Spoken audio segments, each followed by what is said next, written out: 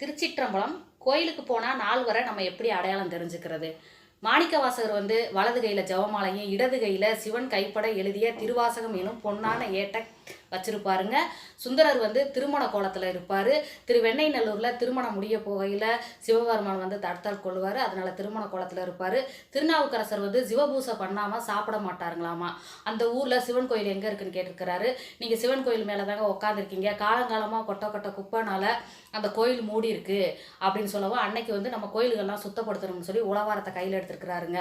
ஒரு அகப்ப கரண்டி மாதிரி இருக்கும் நீளமாக, கல்லு முள்ளெல்லாம் தள்ளி விடுறதுக்குங்க திருநாவுக்கரசருக்கு. திருஞான சம்பந்தர் 3 வயசுலேயே ஞானம் அடைஞ்சதுனால கோயிலாக போய் கையை தட்டி சிவபெருமான் மேலே பாடல்கள் பாடியிருக்காரு. குழந்தனால கை செவந்திருக்கு. உடனே சிவபெருமான் தன் குழந்தைக்கு கை செவந்திருக்கேன்னு ஜிஞ்சா தாளத்தை கொடுத்துருக்காரு. தங்கத்தாளை செஞ்சு இது கோணம் கொண்டு இருக்குங்க திருஞான சம்பந்தருக்கு. திருச்சிற்றம்பலம்.